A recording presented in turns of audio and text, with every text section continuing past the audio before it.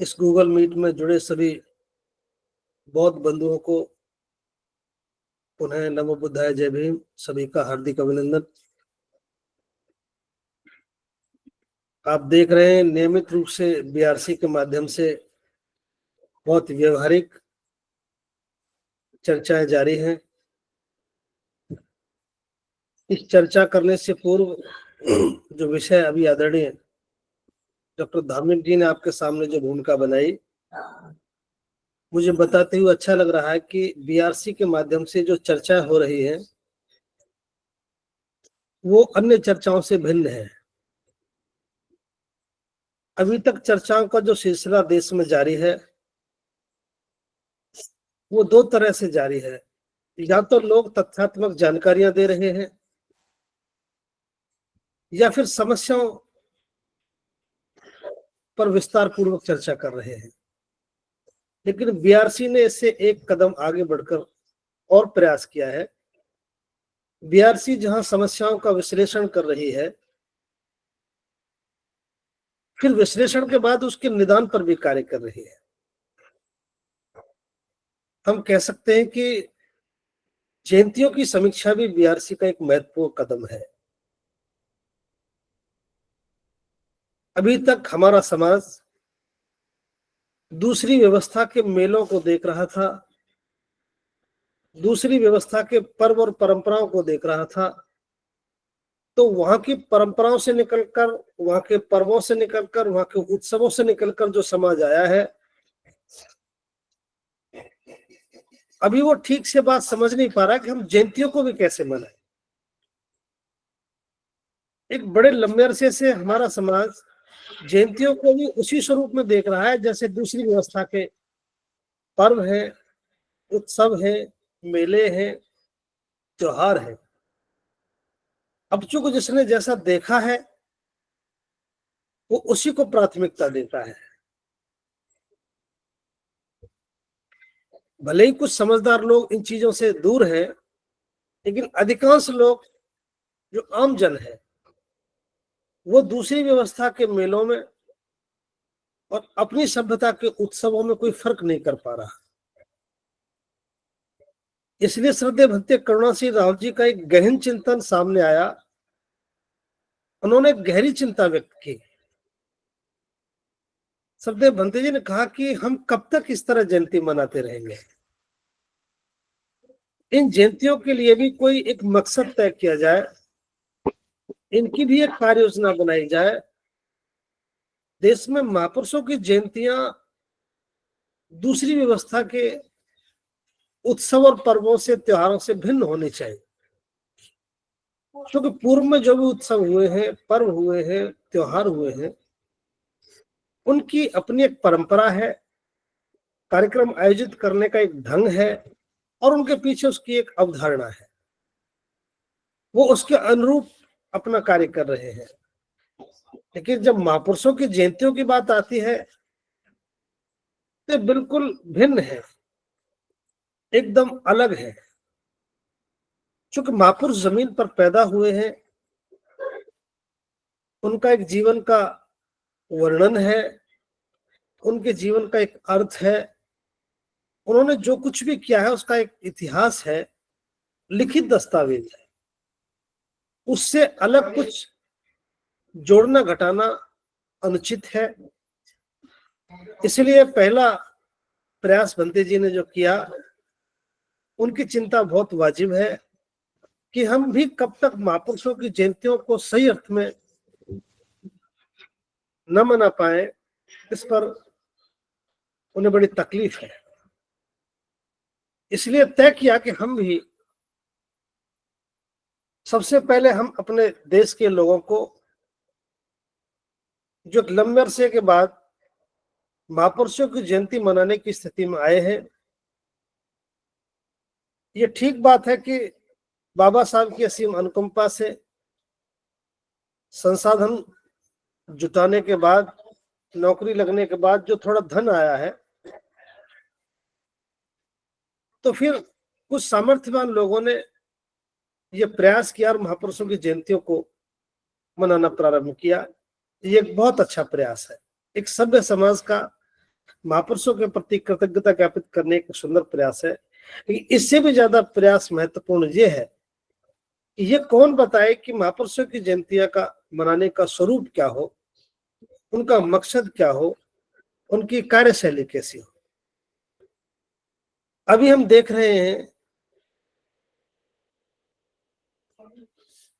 जो भी जयंतियां देश में मन रही हैं, वो विचारणीय है, उन्हें विचार करना चाहिए। पहला मकसद तो ये है, धन्य है वो लोग जिनके जाने के बाद लोग उन्हें याद करते हैं। जरूर उनके द्वारा कोई बड़ा महान कार्य किया गया है,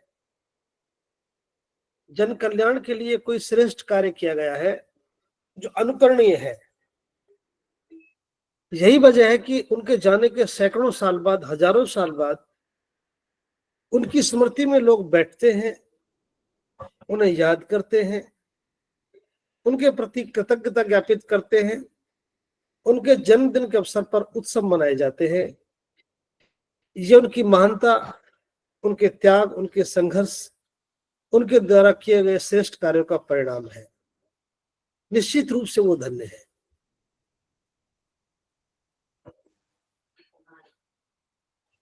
दूसरा जो बहुत महत्वपूर्ण मकसद है वो ये है कि जयंती किसी महापुरुष की कब मनाई जाती है।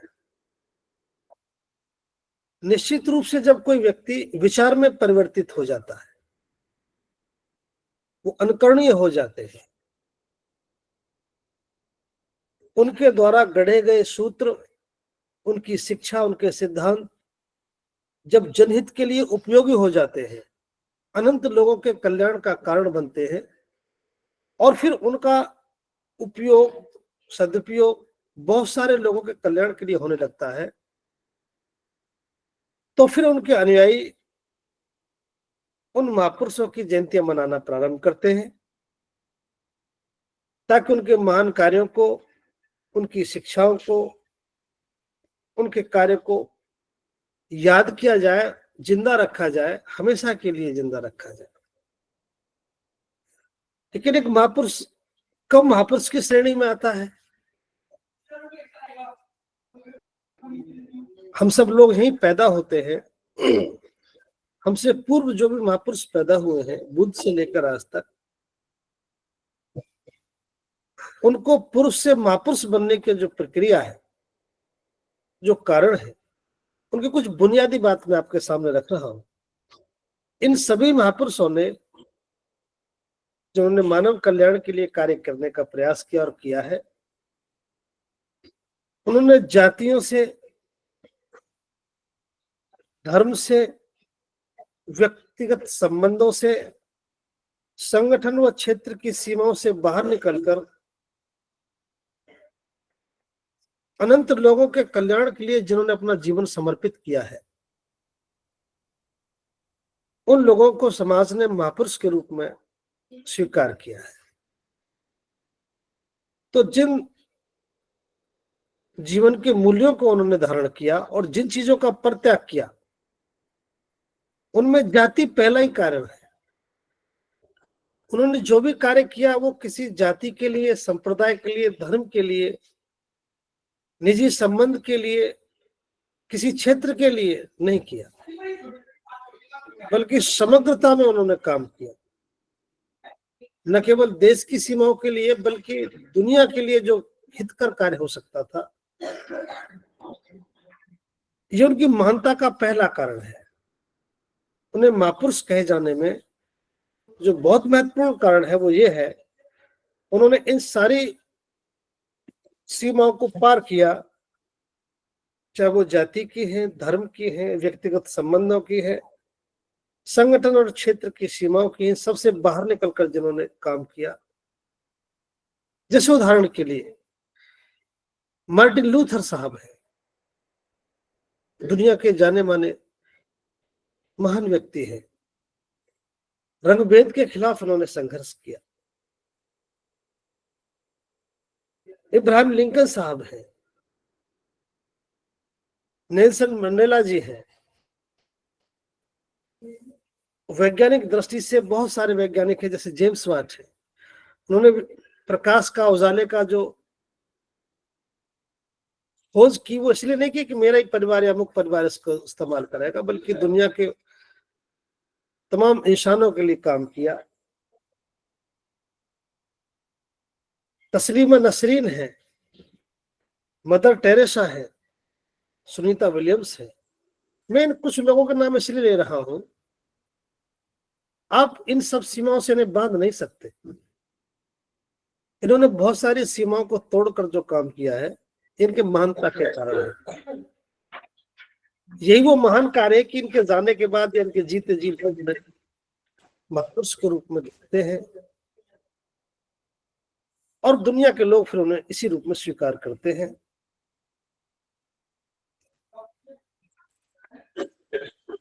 लेकिन भारत के संदर्भ में ऐसे महापुरुष जिन्होंने दास्ता से मुक्ति के लिए काम किया है,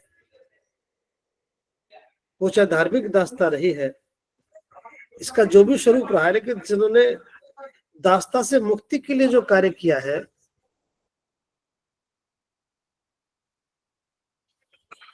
मानव की उन्नति के लिए, उनके कल्याण के लिए, उनके उत्थान के लिए, चाहे वो पेरियार साहब हैं, ज्योतिबा फुले साहब हैं, सम्राट अशोक है, इन सभी के जो महान कार्य है वो अनंत लोगों के कल्याण के लिए है। उनको चिन्हित नहीं किया जा सकता, क्षेत्र की सीमाओं में पायबंद नहीं किया जा सकता। एक उदाहरण तो बहुत अद्भुत है, जैसे पेरियार साहब तमिल में अंधविश्वास पाखंडवाद के खिलाफ, धार्मिक कुरीतियों के खिलाफ लड़े। जैसे संत गाडगे साहब उस वक्त में लोक शिक्षक कहलाए। उन्हीं का कथन है कि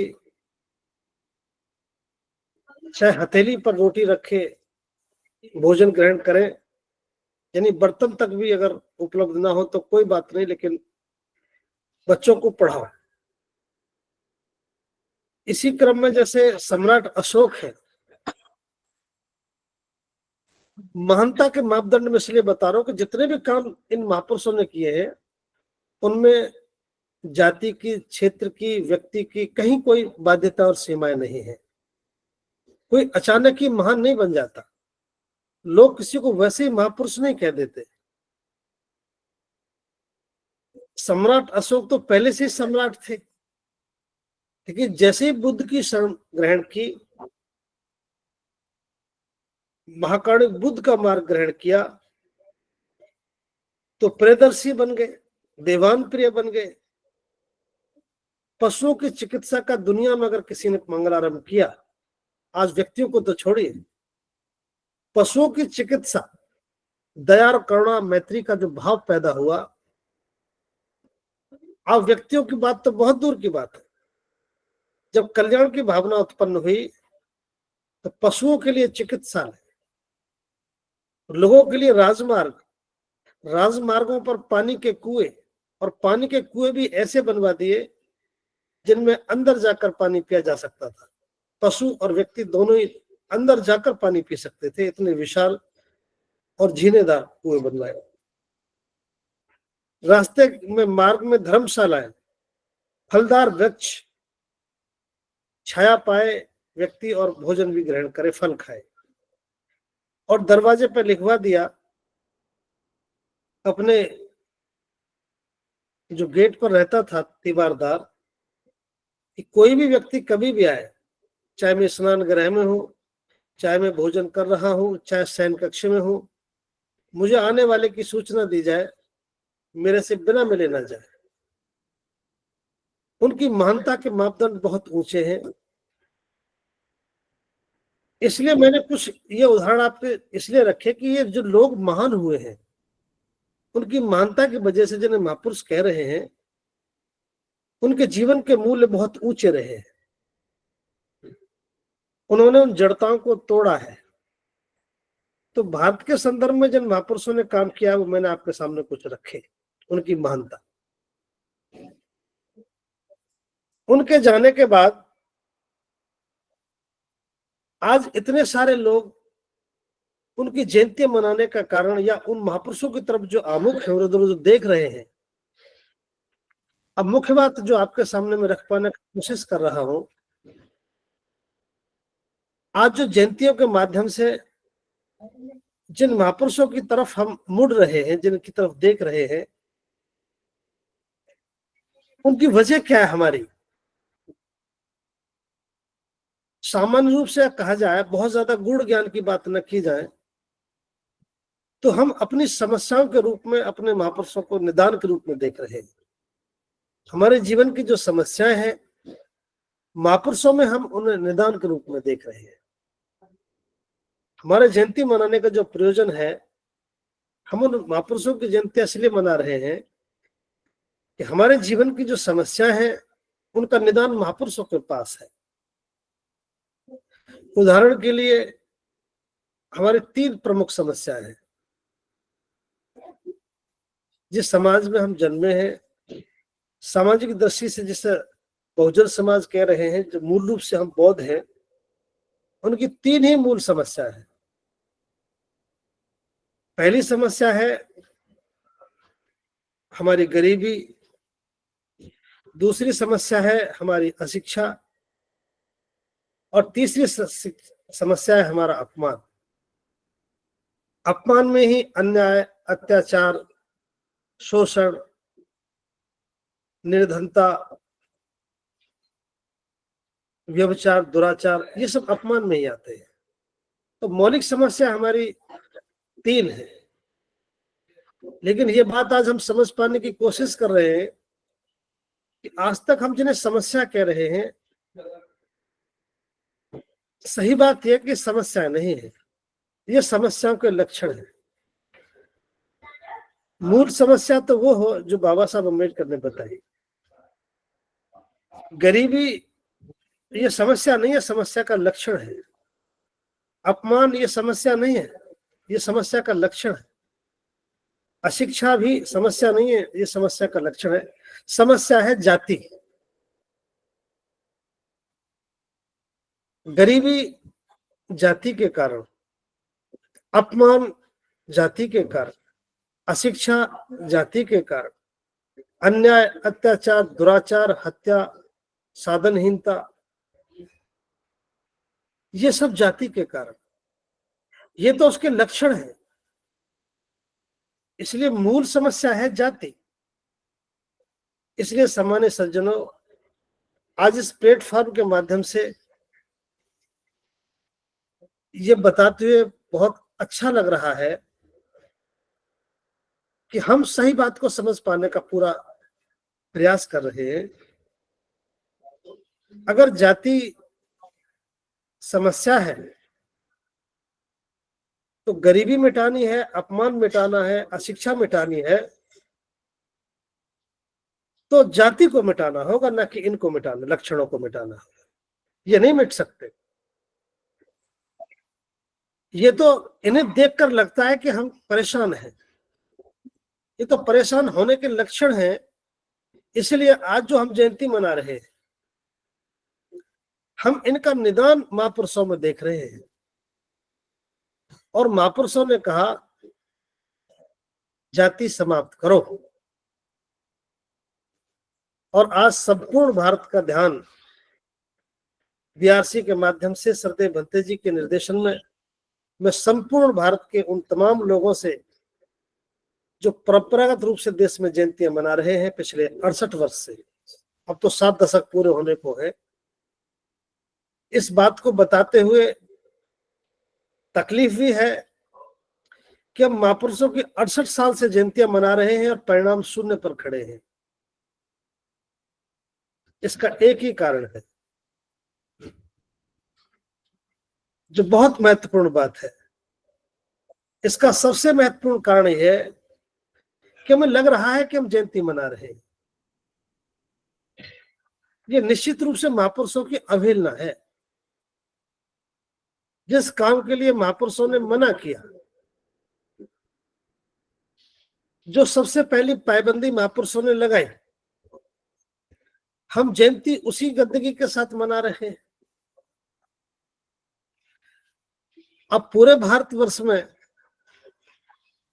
बाबा साहब अम्बेडकर की जयंतियां मनती रहे, महाकारुणिक बुद्ध की जयंतियां मनती रहे, ज्योतिबा फुले साहब की जयंती मनती रहे, संत गाडगे की जयंती मनती रहे, परिणाम शून्य रहे। ये तो अक्षर से महापुरुषों की अवहेलना जैसा ही है। जाति में बने रहकर महापुरुषों की जयंतियां मनाना एक अपराध जैसा है। जो लोग आंदोलन की अगुवाई कर रहे हैं, जो लोग जयंतियों पर लोगों का मार्गदर्शन कर रहे हैं, जो लोग अतिथि, मुख्य अतिथि, अध्यक्ष और कुछ भी बनकर जयंतियों में जाकर जो लोगों को मार्गदर्शन दे रहे हैं, और फिर अगली साल, और फिर अगली साल, और फिर अगली साल, साल दर साल जयंतियों का सिलसिला जारी है और परिणाम शून्य है। इसलिए जो जयंतियां मनाने का सबसे बड़ा खतरनाक प्रयोजन चल रहा है, इनके परिणाम न आने का एक ही कारण है कि जिस काम के लिए मना किया, हम उसी कार्य को करते हुए जयंती मना रहे हैं। बुद्ध से लेके बाबा साहब अम्बेडकर तक जिन चीजों के लिए मना किया गया, आज हम वहीं खड़े होकर जयंती मना पा रहे हैं, इसलिए परिणाम शून्य है।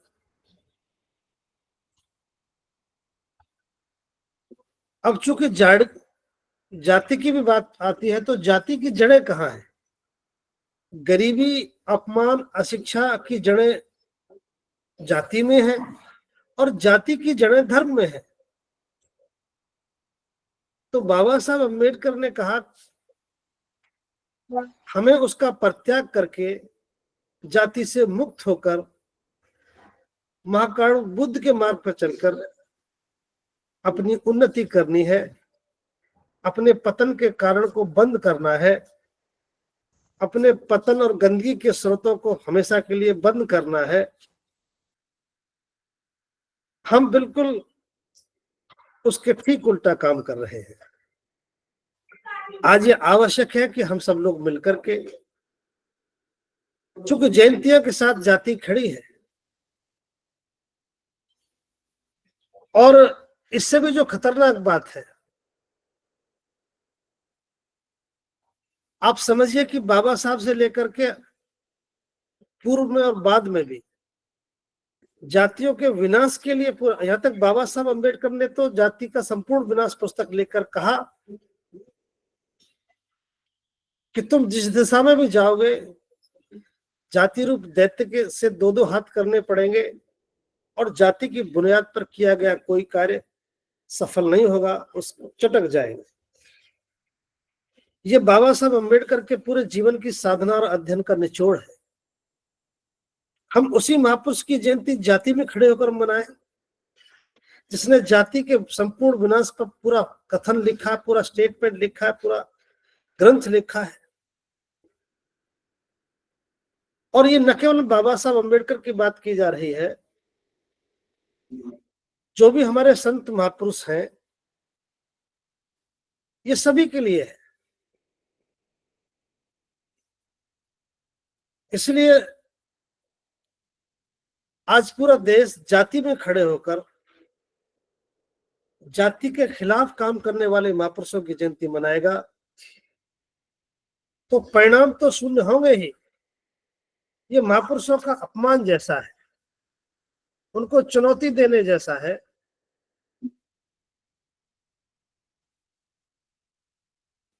इसलिए अब जो हम लोग जयंती मनाने की बात कर रहे हैं, सामान्य सज्जनों, मैं विडंबना पूर्वक आपसे बात कह रहा हूं। आज पूरे भारत में आप नजर उठाकर देखिए, संपूर्ण भारतवर्ष में लोगों को, प्रोफेसर को, एडवोकेट को, नेताओं को, राजनेताओं को, सामाजिक कार्यकर्ताओं को, बुद्धिस्ट लोगों को, भिक्षुओं को कहीं ना कहीं अतिथि के रूप में मुख्य अतिथि के रूप में, वक्ता के रूप में बुलाया जा रहा है और सब लोग इस पर अपने अपने संबोधन दे रहे हैं। अगर कुछ सजग लोगों को छोड़ दिया जाए अपवाद स्वरूप, तो 99% लोग उन्हीं चीजों का विरोध कर रहे हैं जो उनके जीवन में है। जाति में खड़े हैं और जाति का विरोध कर रहे हैं। बाबा साहब अंबेडकर ने जिन कामों के लिए मना किया, वो सारे काम कर रहे हैं और मंच पर उसी तरह का संबोधन दे रहे हैं। इससे न केवल महापुरुषों के साथ अन्याय है, बल्कि एक बहुत बड़ा समाज जो उनको एक उदाहरण के रूप में देख रहा है, वो भ्रमित हो जाता है। आज हम सभी के सभी लोग जो आज श्रद्धेय भंते करुणाशील जी के मार्गदर्शन में काम कर रहे हैं, हमारे पास एक सुंदर मार्गदर्शन है। कम से कम हम अगुवाई करके इस मिथक को तोड़ें। बाबा साहब अम्बेडकर जाने के बाद इन जयंतियों पर नजर डालते हैं, उनके परिदृश्य को देखते हैं, इन मनी हुई जयंतियों को देखते हैं, लोगों के प्रयासों को देखते हैं, तो लगता है कि 68 साल का झूठा आंदोलन है, जिसके परिणाम 68 साल में नहीं आ सके, उसे झूठा ही आंदोलन कहेंगे। इसके बीच में एक सुंदर उदाहरण मैं आपके सामने रख रहा हूं। बाबा साहब अम्बेडकर को समझने के लिए तो बहुत सारे लोगों ने काम किया है, उनके सबके प्रयास सराहनीय है, लेकिन नैतिक ईमानदारी के साथ मान्यवर साहब काशीराम साहब को अगर हम लें, तो आप देख सकते हैं साहब काशीराम साहब ने और उनके साथ अनंत लोगों ने, जैसे ही मान्यवर साहब काशीराम साहब की बात समझ में आई, आगरा का भाषण समझ में आया, जाति का संपूर्ण विनाश पुस्तक को पढ़कर जो जुनून उनमें पैदा हुआ, साहब काशीराम साहब ने कहा कि मैं एक किताब को पढ़कर पागल हो गया। आप है कि कितनी पुस्तक पढ़ने के बाद तस से मस नहीं हुए। अगर किसी एक व्यक्ति ने इस बात को ठीक से समझा और उनके साथ लगे हुए हजारों लाखों लोगों ने इसका अनुपालन किया, तो देश का निजाम बदला। बहुत सारे लोगों को हुक्मरान बनने का अवसर मिला और एक हुक्मरान जमात बन गई। अगर किसी एक व्यक्ति की समझ में आया, तो इतना बड़ा आंदोलन इस देश में खड़ा हुआ। उनके साथ लगने वाले DS4, बम से BSP, BRC, आज इस BRC के माध्यम से हम उन सबके प्रति कृतज्ञता और साधुवाद ज्ञापित करते हैं, जो भले ही आज इस दुनिया में नहीं है। अगर किसी एक महापुरुष की बात को लोगों ने समझा, तो देश को एक बहुत बड़ा परिवर्तन मिला। इसलिए आज आप सबके सामने भंते जी ने एक बहुत सुंदर सवाल रखा है कि आओ हम जयंती के स्वरूप को बदलें, उनके मौलिक स्वरूप को देश के सामने रखें, लोगों को बताएं कि जयंतियां महापुरुषों की अपने आप में एक अर्थ रखती है, उनका एक अर्थ है, उनका एक मकसद है, वो समाज को कुछ देने के लिए है। अब जिन्हें मनोरंजन का साधन बना लिया, तो एक बहुत बड़े परिवर्तन का कारण बनना चाहिए थे। हम महापुरुषों की जयंतियों में हमने जाति का प्रभाव इस हद तक ले आए कि हमने महापुरुषों को भी जातियों में खड़ा कर दिया। बजाय जाति का अस्तित्व घटने के इतना बढ़ा कि हमने जातियों में महापुरुषों को भी खड़ा कर दिया। अब तो अमुक जाति के लोग ही अमुक महापुरुष की जयंतियां मनाएंगे, जिसका सबसे भयावह कारण रहा, जो सबसे दुखद परिणाम हमें देखने को मिला, वो ये रहा कि अब तो महापुरुषों को भी हमने जातियों में खड़ा कर दिया। पेरियार साहब की जाति तो अमुक लोग मनाएंगे, संत गाड़गे की जयंती तो अमुक लोग मनाएंगे, हम क्या करेंगे जाकर। इसका एक दुष्परिणाम देखने को आया और हम देख पाए कि जयंती निरर्थक हो गई। आज जो हम देख पा रहे हैं, जो बहुत महत्वपूर्ण बात है, आज श्रद्धेय भंतेजी जी ने जो देश में एक अपील की है, भंतेजी जी ने कहा कि आओ हम जयंतियों का स्वरूप बदलें, जयंतियों का एक मकसद तय करें, जयंतियों को जाति की जड़ता से बाहर निकालें, और इस पर काम शुरू कर दिया। मैं एक उदाहरण आपके सामने रख रहा हूं। जयंती मनाने के पीछे हमारा मकसद क्या है? मान लीजिए कल परसों बाबा साहब अम्बेडकर की जयंती आ रही है, ज्योतिबा फुले साहब की जयंती आ रही है। जैसे बाबा साहब डॉक्टर अम्बेडकर की जयंती आ रही है, अब चूंकि बाबा साहब डॉक्टर अम्बेडकर एक विचार है, ज्योतिबा फुले साहब एक विचार है, महाकारुणिक बुद्ध एक विचार है, इसलिए उस विचार के अनुरूप ही हमारा कार्यक्रम होना चाहिए। मैं एक उदाहरण आपके सामने रख रहा हूं। हमने डॉक्टर अंबेडकर का जैसे ही नाम लिया, तो डॉक्टर अंबेडकर का नाम लेते ही हमारे जहन में शिक्षा स्वतः उतर आती है। डॉक्टर अंबेडकर का शिक्षा का अटूट संबंध है, गहरा संबंध है। महाकारुणिक बुद्ध की जयंती, तो बुद्ध का नाम लेते ही समता, बंधुता, न्याय, करुणा, दया, मैत्री, ये सब अपने आप हमारे जहन में उतर जाता है। हर व्यक्ति, हर महापुरुष एक विचारधारा से जुड़ा है। जैसे हमने कहा मदर टेरेसा, तो मदर टेरेसा कहते ही एक ऐसा चरित्र हमारे सामने आता है जो घायलों का, रोगियों का, जिनका कोई नहीं, लावारिसों की सेवा करने का भाव, एक ऐसा व्यक्तित्व जो ऐसे लोगों की सेवा करता है। माता सावित्रीबाई फुले, तो माता सावित्रीबाई फुले का नाम लेते ही हमारे समझ में आ जाता है शिक्षा का चिराग जलाना उनका पहला काम था, तो शिक्षा हमारी समझ में आ जाती है, विद्यालय खोलना हमारी समझ में आ जाता है। माता रमा का नाम लेते ही त्याग और अधिक त्याग और केवल त्याग। तो जिस व्यक्ति का नाम ले रहे हैं, जिस महापुरुष का, उसके साथ एक विचार जुड़ा है जो स्वतः ही हमारे दिमाग में उतर आता है। तो क्या जयंती उस विचार से अलग होनी चाहिए?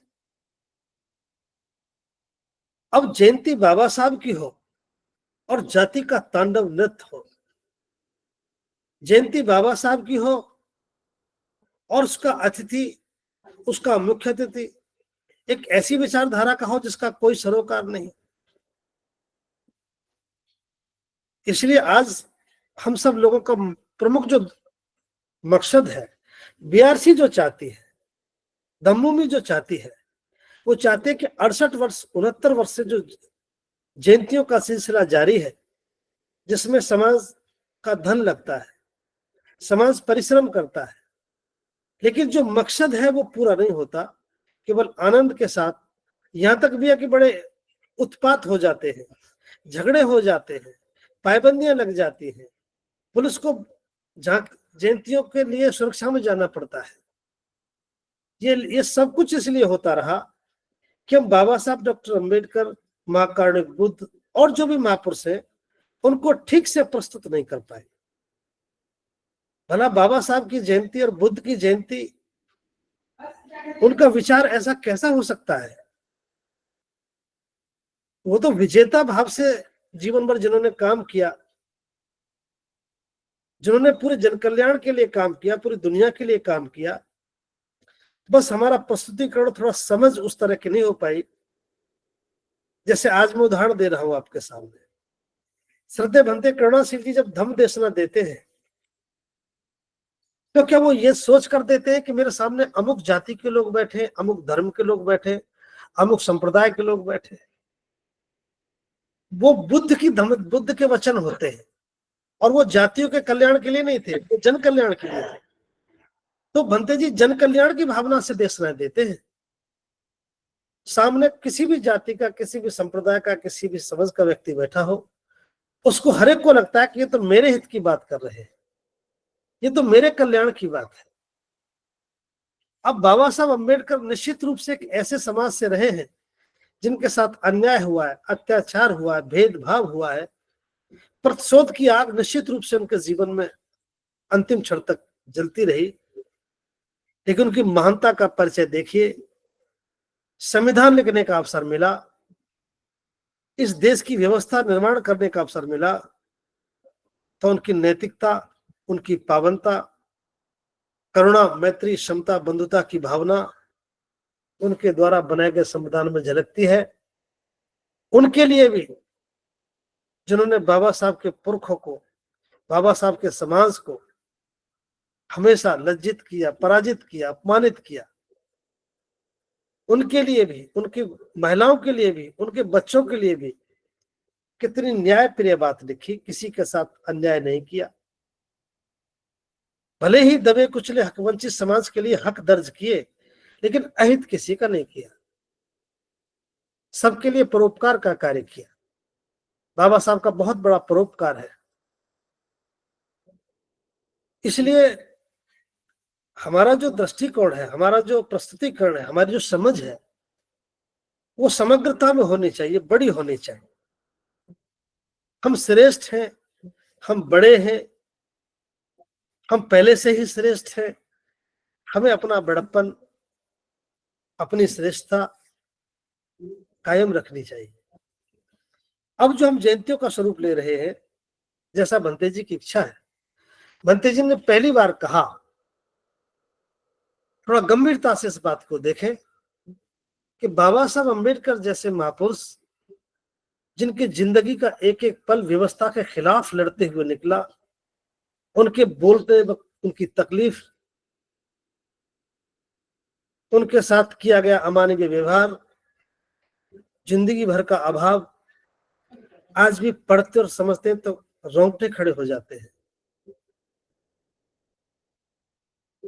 उस व्यवस्था को बाबा साहब ने न केवल ललकारा, बल्कि उसको परास्त ही किया, उसको छोड़ दिया, उसका परित्याग कर दिया, और फिर हमसे कहा कि बड़ी कठोर परिश्रम करने के बाद, 21 वर्ष के कठोर परिश्रम के बाद, जिसमें मेरा जीवन, मेरे जीवन की सारी उपलब्धि, मेरा परिवार, मेरा सुख, सब कुछ इसमें लग गया। ये सम्मान का घर मैंने आपके लिए बना दिया है, इसमें आदर पूर्वक रहना। तुम्हें जातियों से कोई संबोधित नहीं करेगा। अब एक महापुरुष कह रहा है कि मुझ पर भरोसा रखो, जाति का परित्याग करो, इस बुरी व्यवस्था को छोड़कर बुद्ध का मार्ग ग्रहण करो। जाति के संपूर्ण विनाश में कई बार कहा नहीं। उसमें जो बाबा साहब का भाषण है मुक्ति का मार्ग में, उसमें लगभग कई बार बाबा साहब ने कहा है, सर 35 के भाषण में, कि मुझ पर भरोसा करो, मुझ पर भरोसा करो, अमुक।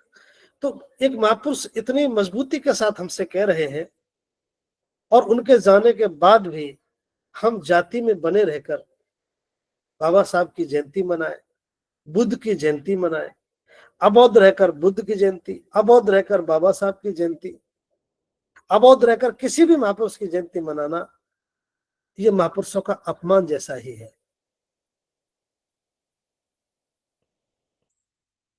14 अक्टूबर सन 1956 को एक महापुरुष बाबा साहब अम्बेडकर जिंदगी में पहली बार चेहरे पर मुस्कान के साथ, मुदिता के साथ, जिंदगी की सबसे बड़ी प्रशंसा के साथ जब खड़े होते हैं, उनके मुख से पहला ही शब्द आता है, मैं आज बेहद खुश हूं, मैं जाति नर्क से मुक्त हुआ। बाबा साहब अम्बेडकर तब जाति नर्क से मुक्त होने की बात कर रहे हैं अपनी प्रसन्नता व्यक्त कर रहे हैं, और हम हैं कि बाबा साहब के जाने के 7 दशक पूरे हो रहे हैं, हम जाति में खड़े होकर उनकी जयंती मना रहे हैं। परिणाम कैसे आ सकते हैं? इसलिए आज श्रद्धेय भंते करुणा सिंह रावत जी ने बड़े अध्ययन के बाद, एक गंभीर चिंतन के बाद ये तय किया कि मुट्ठी भर लोग ही सही, ये बात कोई और माने या ना माने,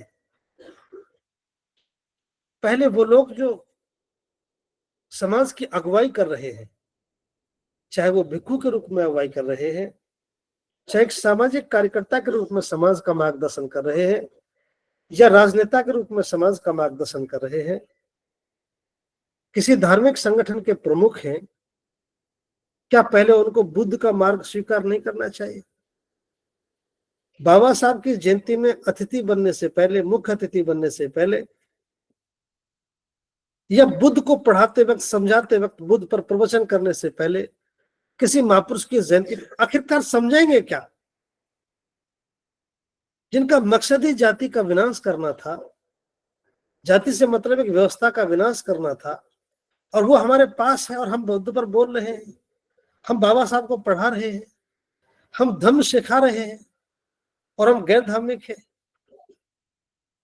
ये देश में महापुरुषों के साथ एक भद्दा मजाक है। इसकी पूरी शक्ति के साथ हमें मुकाबला करना पड़ेगा, हमें खुद एक उदाहरण बनना पड़ेगा। हम कुछ लोग जो इस बात को समझ चुके हैं, हमें किसी को समझानी नहीं है। हम चाहते हैं कि 14 अप्रैल 2025 के दिन, या 14 अप्रैल से लेकर 31 अप्रैल तक जो भी लोग बाबा साहब की जयंती मनाए, अपने घर पर भी जो रहकर मनाए। हम ऐसी आशा करते हैं कि सबसे पहले वो महाकारुणिक बुद्ध को अपना शास्त्र स्वीकार करें। महाकारुणिक बुद्ध को शास्त्र स्वीकार करने का मतलब है बाबा साहब अंबेडकर की इच्छा का अनुपालन, उनके निर्देश का अनुपालन। और बुद्ध को स्वीकार करने का मतलब है अपनी एक पहचान के साथ, अपने एक आश्रित के साथ जयंती मनाना। तो आज हम ये आपसे अनुरोध कर रहे हैं कि जिन कामों के लिए बाबा साहब ने कहा, हम उनकी अवहेलना करते रहे, जाति में बने रहे, और जयंतियां मनाते रहे और मनवाते रहे, ये निसंदेह एक निंदनीय कार्य है, अशोभनीय है, महापुरुषों की अवहेलना है। अब वक्त आ गया है कि हम बाबा साहब अम्बेडकर को ठीक से समझे। पहले वो लोग समझे जो समझाने निकलना चाहते हैं। तो पहला आज आपसे निवेदन है, हम सभी लोग जो श्रद्धेय भंते करुणाशील जी के मार्गदर्शन में काम कर रहे हैं, या और भी लोग जो इस बात को मानवीय दृष्टि से ठीक मानते हैं कि हम महापुरुषों को अगर स्वीकार करते हैं तो उनके आचरण के अनुरूप, उनके निर्देशों के अनुरूप, उनके विचार के अनुरूप जयंतियां मनाएं। जयंती छोटी हो, भले ही जयंती कम समय की हो, कम लोगों की हो, कम खर्चे की हो, या बहुत बड़ी हो, ये ज्यादा मायने नहीं रखता। मायने ये रखता है कि क्या वो जयंती जिस समाज के लोगों ने मनाई, जिन लोगों ने भी मनाई, क्या बाबा साहब अम्बेडकर का कोई संदेश दे सकी? क्या कुछ लोग बाबा साहब के या उस महापुरुष के अनुरूप कोई संकल्प ले सके? क्या उनके जीवन में कोई रूपांतरण आया? क्या उन्होंने गरीबी के दरवाजे बंद किए? क्या उन्होंने अपमान के कारणों को रोका? क्या अशिक्षा के द्वार बंद किए? इन सवालों के साथ जयंती मनाए। यदि जाति बनी रही तो ये समस्याएं बनी रहेंगी, और ये समस्या बनी रहेंगी तो महापुरुषों की जयंतियों का स्वरूप ठीक नहीं रहेगा। दूसरा, अब जो जयंती हम लोग मना रहे हैं जो बहुत महत्वपूर्ण बात मैं आपके सामने रख रहा हूं, ये तो थी कुछ समस्यागत बात है। अब आपसे एक आग्रह है, 5 मिनट में आओ, अब जो लोग जयंती मनाएंगे उनके लिए कुछ कुछ टिप्स है। जाति छोड़ने की बात हो गई, ये सारे काम हो गए। अब हम जो लोग मौजूद हैं, जो श्रद्धेय भंते जी के मार्गदर्शन में काम कर रहे हैं, या और भी लोग जो भंते जी की बातों को सुन रहे हैं, उनसे अपना एक आग्रह है। सबसे पहला जो हम काम करेंगे, जो बहुत महत्वपूर्ण है, आज के बाद हम ये कोशिश करें, हम जो भी कुछ आयोजन करें उनको बौद्ध समाज के माध्यम से करें। जैसे बौद्ध महिला सम्मेलन,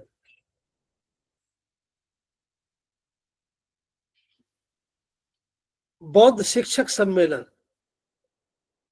बौद्ध कवि सम्मेलन। जैसे मैंने कई बार देखा है, दलित कवि सम्मेलन, भाई कभी भी दलित हो जाता है। भत्ते जी कह रहे थे एक दिन। बौद्ध साहित्य सम्मेलन, जैसे बहुत से लोग दलित साहित्य सम्मेलन, अब साहित्य भी दलित हो जाता है। हम बौद्ध शब्द का प्रचलन बढ़ाएं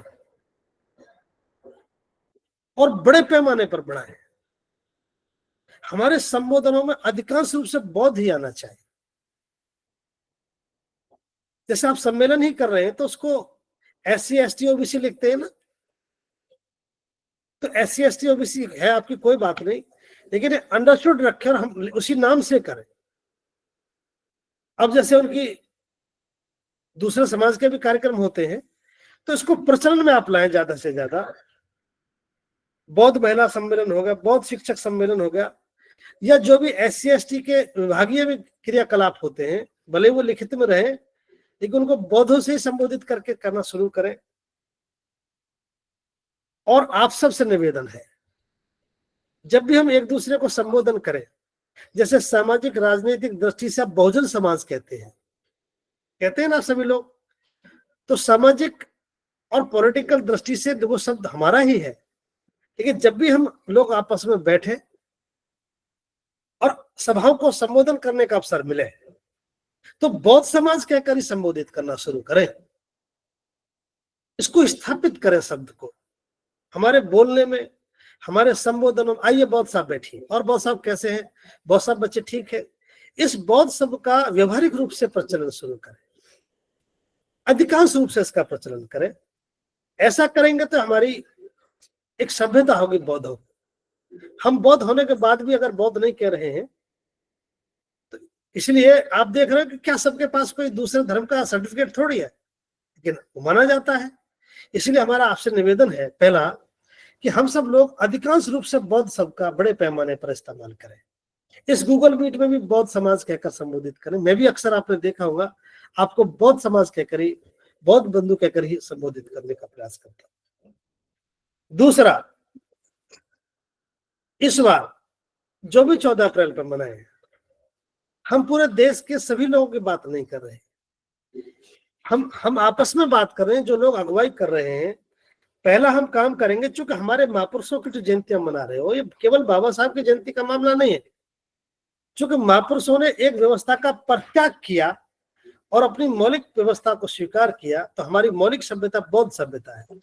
तो आप सबसे निवेदन है, आप सबसे पहले इस जयंती को आने से पूर्व आप उसका पूर्णतः परित्याग करके ही जयंती मनाएं और कहें कि बाबा साहब अम्बेडकर, मैंने पुरानी व्यवस्था का परित्याग कर दिया है और मैं अपनी मूल व्यवस्था के साथ ही खड़ा हूं। और कैसे खड़े हैं साथ, याद रखना, ऐसे नहीं।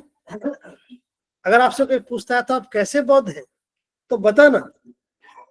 नंबर 1, मेरे शास्त्रा महाकारुणिक बुद्ध ही है।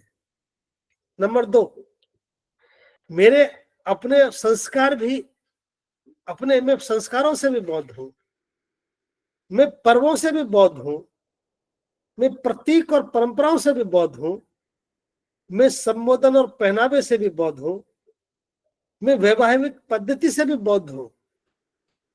वैवाहिक पद्धति मतलब दिन में शादी, बिना बारात के शादी, बिना बैंड के शादी, इन्हीं परंपराओं के अनुरूप मेरी एक पहचान है। मैं केवल बौद्ध नहीं हूं, बल्कि मैं परंपराओं से, प्रतीकों से, पहनावे से, संस्कारों से, पर्वों से बौद्ध हूं। जैसे एक सिख सिख होता है, जैसे ईसाई एक ईसाई होता है, जैसे एक हिंदू हिंदू होता है, ठीक वैसे भी मैं एक बौद्ध हूं, चूंकि मेरे शास्त्रा बुद्ध है। इस निर्णय को लेकर ही आप जयंती मनाएं। और मैं आपसे बौद्ध उपासक होने के नाते एक बात कह रहा हूं आपसे, मैं एक अटूट भरोसे के साथ आपसे बात कह रहा हूं, इस बार इस निर्णय के साथ जयंती मनाना। देख लेना, पूर्व की जयंतियों में और इस बार की जयंती में जो लोग ये निर्णय लेकर जयंती मनाएंगे, हजारों लोग एक तरफ होंगे, एक व्यक्ति एक तरफ होगा। व्यवस्था का एक व्यक्ति हजारों लाखों पर भारी पड़ता है। बाबा साहब डॉक्टर अंबेडकर तमाम अभाव में रहने के बाद एक तरफ सारा देश था, एक तरफ बाबा साहब अंबेडकर अपने प्लेटफॉर्म पर अकेले खड़े थे। बाबा साहब न डगे न झुके। साहब काशीराम साहब अपनी व्यवस्था के अकेले व्यक्ति रहे अपने प्लेटफॉर्म पर। मेरा कहने का आशय है कि व्यवस्था का अकेला व्यक्ति हजारों लाखों व्यक्ति पर भारी पड़ता है। यदि इस निर्णय के साथ जयंती मनाई गई, यदि इस निर्णय के साथ आपने बाबा साहब अम्बेडकर को श्रद्धांजलि अर्पित की, तो मैं कह सकता हूं 100% जाति से मुक्त होकर अगर जयंती मनाई, बौद्ध आचार संहिता को समर्पित होकर अगर जयंती मनाई, तो याद रखना, जाति का जो भाव है, जाति एक भाव है जो टूटना चाहिए, वो टूट जाएगा। इसके लिए कोई सर्टिफिकेट नहीं चाहिए। जाति एक भाव है जो मन से निकलना चाहिए। मैं भी आपके सामने इसलिए ये बात कह पा रहा हूं, मैं जाति और जाति के भाव से मुक्त हुआ हूं, मैं पर्व और परंपराओं से मुक्त हुआ हूं, मैं संस्कारों से मुक्त हुआ हूं, इसलिए आपके साथ ये बात कह रहा हूं। इस तरह आप जयंती अगर मनाएंगे, कुछ चीजों को छोड़ेंगे, कुछ को ग्रहण करेंगे, तो निश्चित रूप से इस बार की जयंती ठीक वैसे ही होगी जैसे बाबा साहब अम्बेडकर चाहते थे, जैसे हम सबकी जयंती होनी चाहिए। अगली चर्चा फिर करेंगे बाबा साहब की जयंती पर। फिर भी मेरा एक निवेदन है, इस बार की जयंती जाति से मुक्त होकर जयंती मनाई जानी चाहिए। हमने जाति की हदें पार कर दी, हमने महापुरुषों को भी जाति में लाके खड़ा कर दिया जिन्होंने जातियों को तोड़ा।